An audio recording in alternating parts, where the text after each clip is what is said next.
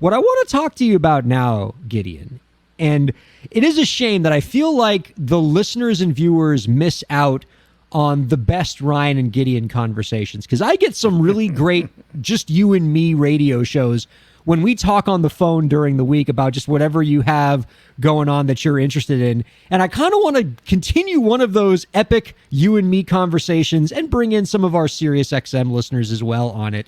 You were talking to me yesterday about the role that terrestrial radio is going to play for independent musicians going forward.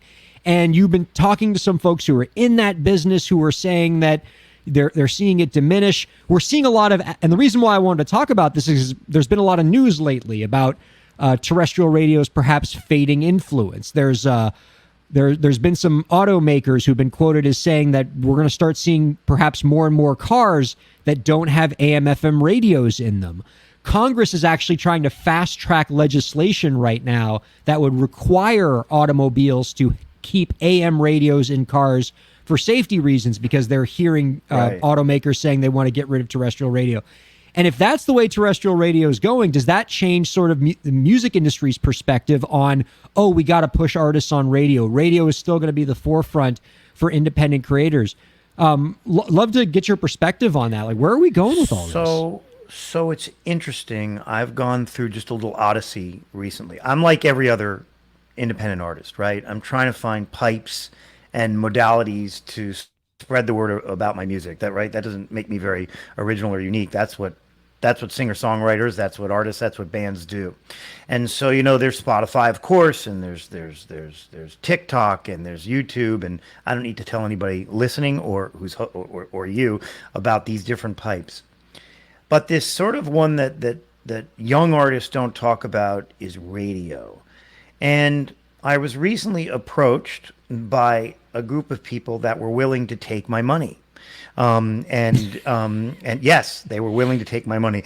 How kind of them. Exactly. That was the level of their altruism. And so, but it was really interesting. They sort of came to me and they said, "Oh, we love your music. We love your music." And of course, weak ego to artists. Anybody says, "I love your music. Do you want to be part of it?" I'm like, "Yeah, of course. Let's have lunch." So I had lunch with these folks and they said, "We love your music. And we want to put it on the radio. And we think this can be a top 35 in this, in this space, adult, contemporary, whatever."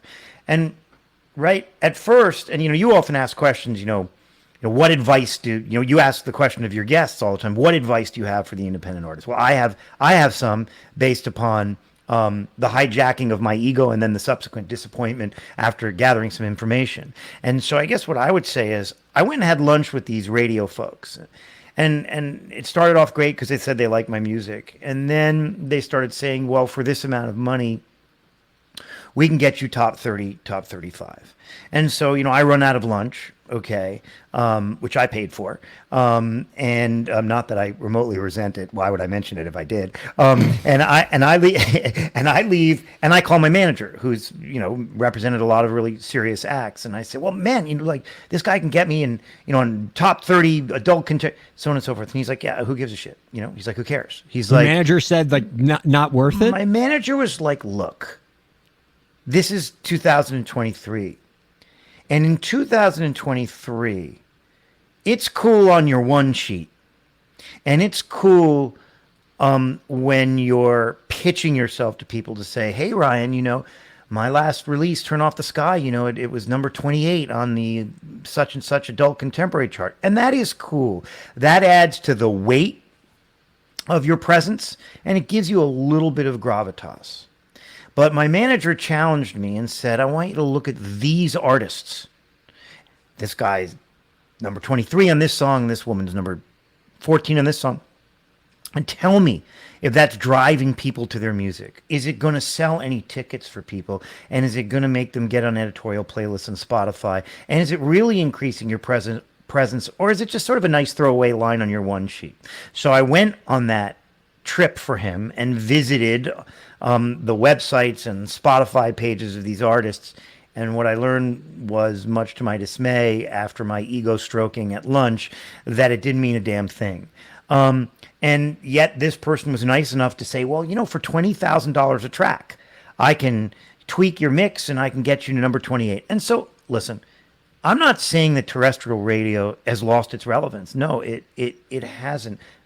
Many people in the United States who aren't driving around in a brand new Volkswagen Atlas, okay, are listening to radio because they're not listening to Sirius XM, terrestrial radio. They're not listening to Sirius XM. But things literally change, and they change dramatically, and their effect on your success as an artist either goes up or goes down geometrically, and it has gone down geometrically, and that is the reality. If you were to say, what advice do you have, like you always ask people, which is a great question, of course, I would say, if you want to spend a very small, microscopic, molecular, atomic level of money on getting yourself into the top 30 on do it, because it adds to the weight.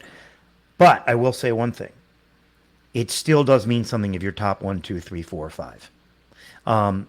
I've learned that means a lot, and that does drive people, because anybody can get you to top 28 by spinning your music at 3 in the morning in Wichita, Kansas. And so I guess for me and for you and for anybody listening to the show, it's a little bit of a cautionary tale. Because we love our egos being stroked. It's absolutely lovely. But then when you look at the actual practical effect of spending money to pay a radio promoter so that you can call yourself a top 28 artist on some under some nomenclature, like, man, I've been advised not to do it. I now agree with that advice, and that's I don't know, that's my cautionary tale for this episode, Ryan. So there we have it. It's a staggering shift, because when I was first reading about the music industry when I was a high school kid, I was with my Donald Passman's, had all you need to know about the music business, in my hand. Radio was everything. It was it was basically what record labels did. Record labels 20 years ago were radio promotion companies that occasionally developed artists. That was the whole game, is we got to get this artist on the radio, because that'll get them to chart and that'll translate into sales. And as you're mentioning, the diminished importance of terrestrial radio and the fact that it doesn't take much anymore, just a few spins can get you into the top 30 on certain charts because of how much the world has changed. It's made things scarier for record labels, because the record label formula used to be so easy for the labels. Let's go pay our independent promoters to get these artists on the radio, and that'll create sales. And now labels don't know what to do. Promoting every artist is different. We got to make them go viral on TikTok. How come they're not going viral on TikTok? We got to get them synced into a video game. We got to get them synced into this movie.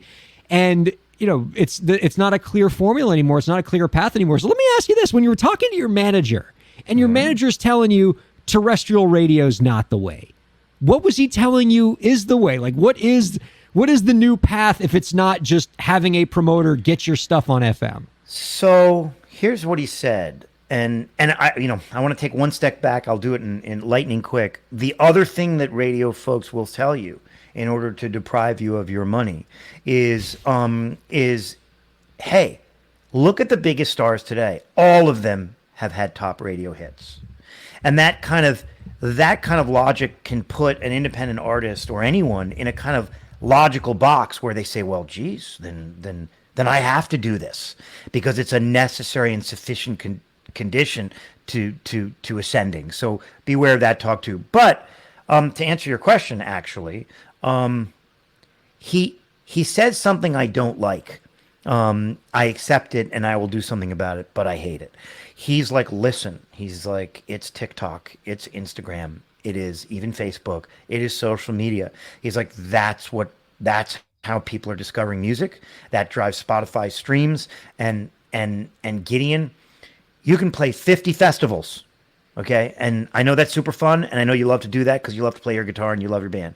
He's like, but you could save any money you put into that process and just do really strong TikTok campaigns of you playing guitar for 30 seconds, and release a TikTok video every 5 days. And that probably has a better return on equity, at least from the standpoint of gathering notoriety, for your band.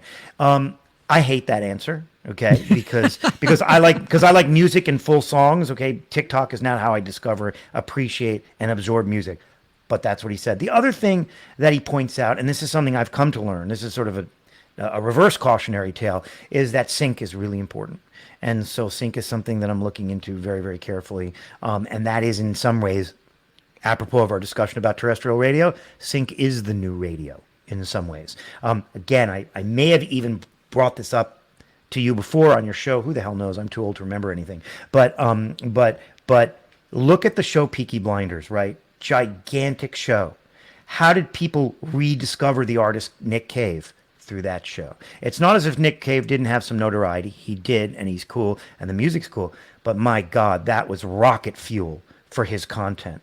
And so rather than stick yourself on some meaningless billboard, rather than get yourself to number 28 on, music that aardvarks like, category, it'd be good to spend some time yes, the aardvark contemporary chart. The aardvark, yeah, I know, you know about that. You've heard of that. So yeah, man, sync is super important, and of course social media. And I can relate to the sync thing because I love movies. It's but it's really hard for me to relate to the social media thing, although I do it. So that's my answer to your question. Sync is important, and I think we need to prepare our charm offensive for the next segment because Vita Cruz, our guest, does handle licensing for Gearbox, and so maybe we can find out a way to get Gideon King and City Blog in the next Borderlands game. Absolutely. Well, I think we should just kidnap her, and until she gives me a sync license, we don't let her out of the studio. I mean, I think it's easy, really. I'm sure she would love that, if for no other reason that it might just get her down to Miami and she can hang out with us. That's how I see this going. It's where she's originally from. I know she's itching to get back and see everyone there.